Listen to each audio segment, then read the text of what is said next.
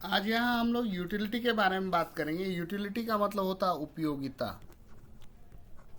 कि हम किसी भी चीज को क्यों यूज कर रहे हैं। तो यूटिलिटी इज द पावर और capacity of a commodity to satisfy human wants. Utility का मतलब ही है किसी चीज का वो गुण जिसके कारण वो ह्यूमन वांट्स को सेटिस्फाई कर पाती है। As long as commodity has some use, जब तक उसका कोई यूज है,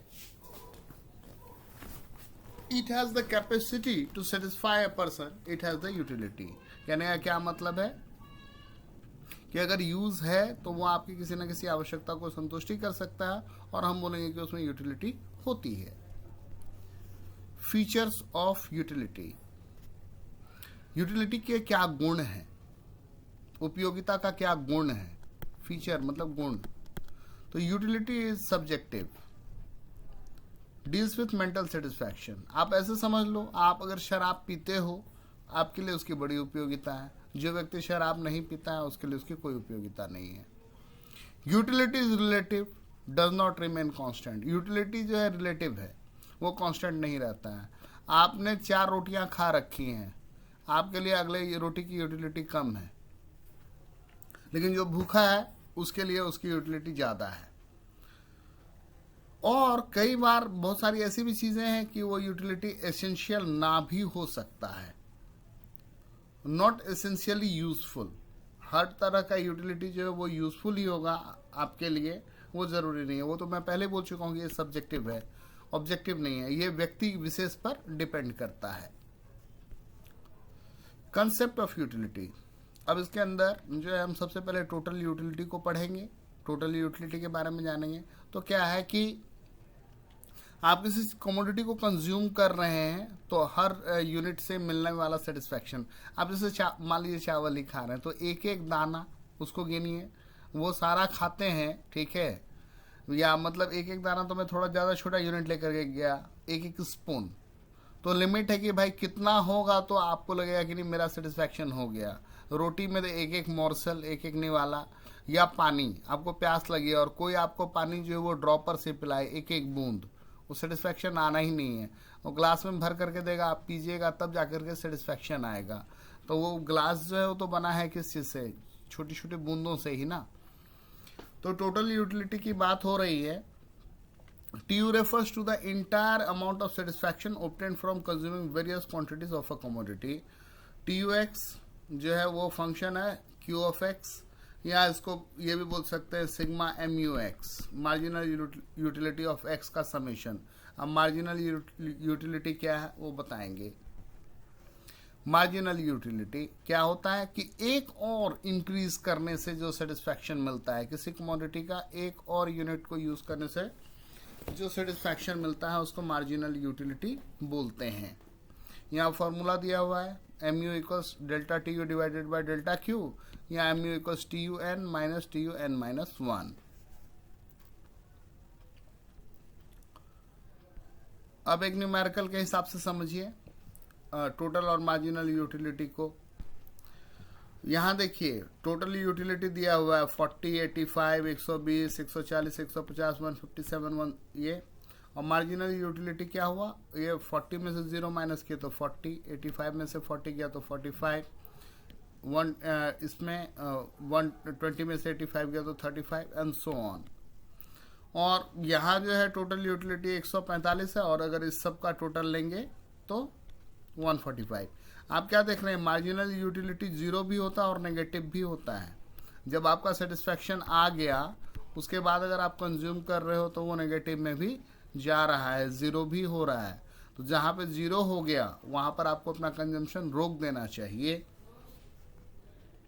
ग्राफ देखते हैं।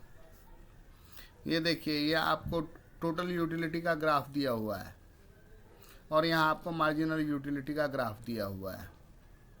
ये जो है ये TU का ग्राफ बना हुआ है, ये मार्जिनल यूटिलिटी का ग्राफ बना हुआ है।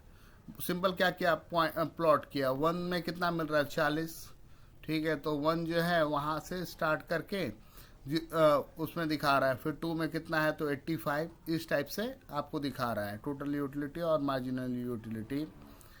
ठीक, इसका प्लॉटिंग करके दिखाया गया है। Utility approach. यूटिलिटी अप्रोच जो है पढ़ने का दो तरीका है, एक दिया हुआ है कार्डिनल यूटिलिटी जो कि प्रोफेसर मार्शल ने दिया है, और एक है ऑर्डिनल यूटिलिटी जिसको कि प्रोफेसर एलन हिक्स ने दिया है। और प्रोफेसर हिक्स ने ही जो इंडिफरेंस कर्व है, जिसको हिंदी में अनधिमान वक्र या तटस्थता वक्र कहते हैं, उसका कंसेप्ट डेवलप किया है। कार्डिनल यूटिलिटी में क्या होता है कि according to this approach utility is measurable in terms of litre, centimetre, kilogram, rupees. और ऑर्डिनल में क्या होता है, इसमें रैंक होता है फर्स्ट, सेकेंड, थर्ड, फोर्थ, इस टाइप से। ठीक। कार्डिनल में क्या होता है, ये माना जाता है कि हर यूनिट जो वो सेम रहेगा। ऑर्डिनल में क्या है, ये माना जाता है कि पहला जो है उससे ज्यादा सेटिस्फेक्शन देगा, दूसरा कम, तीसरा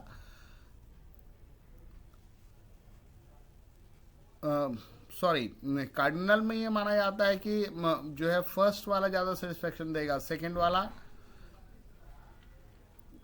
उससे कम। और ऑर्डिनल में क्या माना जा रहा है कि वो ऑर्डर्ड है, आप उसको रैंक कर सकते हैं 1 2। कार्डिनल में गिनती चलती है 1 2 3 4 के, और यहाँ पे चलती है फर्स्ट, सेकंड, थर्ड, फोर्थ, इस टाइप से ये गिनती हम लोग लेते हैं। आइए आगे देखते हैं। Cardinal approach. कार्डिनल अप्रोच जो है ये ट्रेडिशनल अप्रोच है। ये एग्जामिन करता है consumer behaviour solely on the utility consideration. ये इस चीज पे फोकस करता है कि कंज्यूमर का क्या बिहेवियर रहेगा। अब इसी के बिहाफ पे law of diminishing marginal utility जो है उसको निकाला गया है। Law of diminishing marginal utility क्या कहता है कि अदर थिंग्स अगर सेम रहेगा तो कंज्यूमर का कंजम्पशन बढ़ेगा और उससे मार्जिनल यूटिलिटी जो है वो डिक्लाइन करने लग जाती है। Suppose you are extremely thirsty, a glass of water certainly will have high marginal utility. However, after 2 or 3 glasses of water, the marginal utility inevitably starts falling, and marginal utility of 5 or 6 glass of water at a time may prove to be negative. पानी उल्टी कर दीजिएगा, निकल जाएगा बाहर। बहुत प्यासे हैं तो 2 ग्लास या उससे ज़्यादा तो 3 ग्लास वो तो आप पी लीजिएगा, लेकिन 5 या 6 ग्लास वो आपको नेगेटिव सेटिस्फेक्शन देगा। एजम्पशन क्या है यूटिलिटी अप्रोच का, तो cardinal measurement of utility quantifiable, utility is additive quantifiable. अब ये जो है कि यूटिलिटी को आप एक नंबर दे सकते हैं। यूटिलिटी इज एडिटिव, उसमें ऐड किया जा सकता है। Independent utilities from amounts of other products, MU of money remains constant. From own experience, हर व्यक्ति का अपना एक्सपीरियंस है। It is possible to make influences about others. It is assume that income and prices are fixed, और stability of taste, आपका taste बदलेगा नहीं। ये सारा इस रूल का एजम्पशन है। Okay,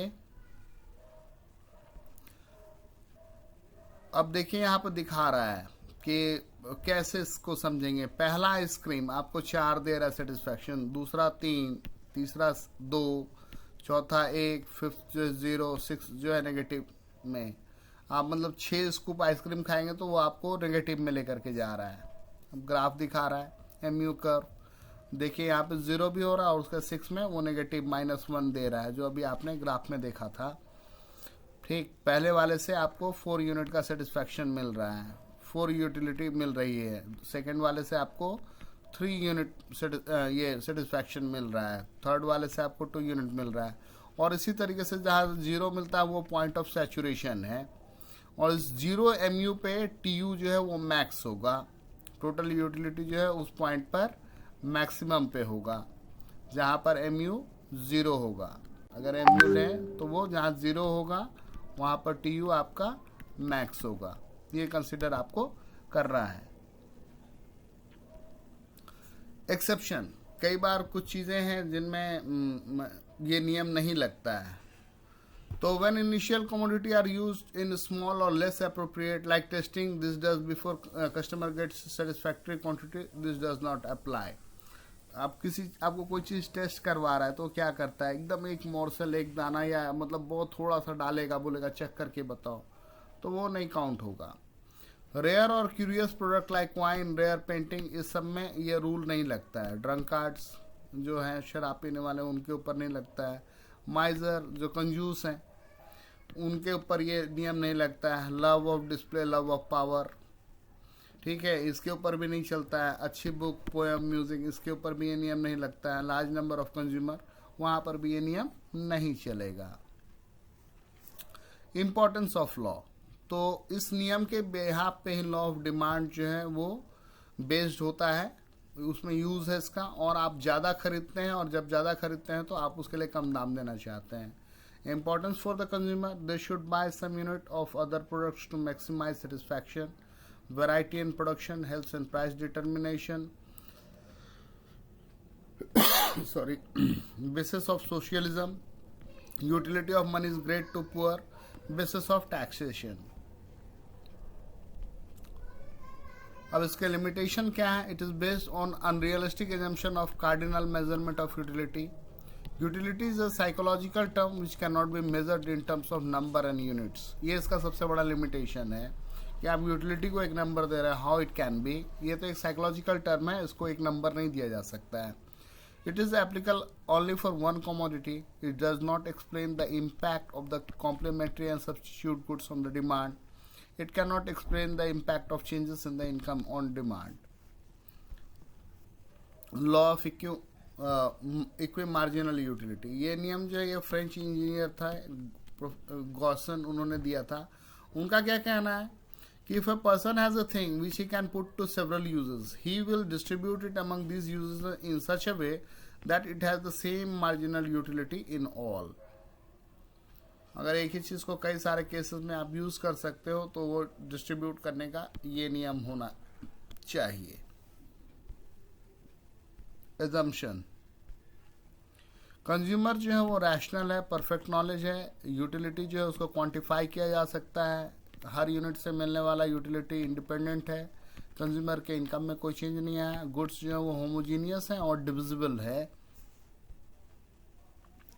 law of equi marginal utility, पहला रुपया खर्च किए तो मैंगो से आपको 12 सेटिस्फैक्शन मिल रहा है, मिल्क से 10 सेटिस्फैक्शन मिल रहा है। पहला रुपया आप ऑब्वियसली यहाँ खर्चा करोगे, फिर सेकेंड रुपया जो है वो आप यहाँ भी खर्च कर सकते हो, यहाँ भी खर्च कर सकते हो, मैंगो में भी या मिल्क में भी, क्योंकि दोनों से 10-10 सेटिस्फैक्शन मिल रहा है। थर्ड रुपया जो है वो आप कहाँ खर्चा करोगे?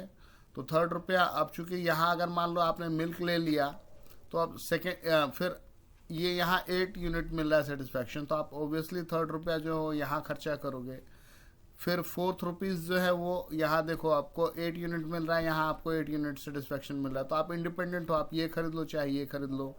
फिफ्थ रुपीज़ जो है आप वो यहाँ नहीं डालोगे क्योंकि यहाँ से आपको 6 यूनिट मिल रहा है, आप यहाँ डालोगे। इस तरीके से आप खर्च करते हैं ताकि मार्जिनल यूटिलिटी जो है कमोडिटी का सेम बना रहे। दिखा रहा है आपको कि मार्जिनल यूटिलिटी ऑफ मैंगो दिया हुआ है, मार्जिनल यूटिलिटी ऑफ मिल्क दिया हुआ है, और अगर पैसा लिमिटेड हो, पैसा अगर आपका लिमिटेड हो, ठीक है, तो हमको कैसे खर्च करना है।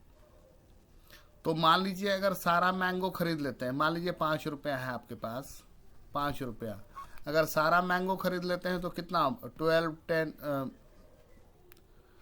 आपको 40 यूनिट का सेटिस्फैक्शन मिल रहा है। सारा का अगर मिल्क ही खरीद लेते हैं 30 यूनिट का सेटिस्फैक्शन मिल रहा है। और अगर पहला रुपया का हमने मैंगो खरीदा तो 12 मिला, दूसरे का मिल्क खरीदा तो 10 मिला, तीसरे का फिर मिल्क मैंगो खरीदा तो 10, चौथे का ये मिल्क खरीदा तो 8, और फिर पांचवें का अगर ये मैंगो खरीदा तो 8, और अगर ऐसे जोड़ते हैं तो कितना हो जाता है 20, 20, 40, 48। तो देखिए इस तरीके से खर्च करने पर जो है वो आपको TU जो है वो सबसे ज़्यादा मिल रहा है, तो हम इसी तरीके से खर्च करेंगे। लिमिटेशन ऑफ द लॉ, कई बार कंज्यूमर का बिहेवियर इरेशनल होता है, कंप्लीट नॉलेज नहीं होता है, कंज्यूमर जो है कैलकुलेटिंग मशीन नहीं है, यूटिलिटी जो है सब्जेक्टिव है, किसी चीज़ के लिए एक व्यक्ति की यूटिलिटी ज़्यादा है कम है, चीज़ें इंडिविजुअल होती हैं, कुछ ड्यूरेबल गुड्स हैं, स्कार्सिटी भी होती है, change of income, price taste, ये सब होता है, और कई बार कंज्यूमर में लेजीनेस भी होता है। इम्पोर्टेंस ऑफ द लॉ, ये कहाँ कहाँ काम आता है? तो importance in consumption, importance in production, exchange में, डिस्ट्रीब्यूशन में, पब्लिक फाइनेंस में। तो ये सारा हमने यूटिलिटी के बारे में पढ़ा। Thank you.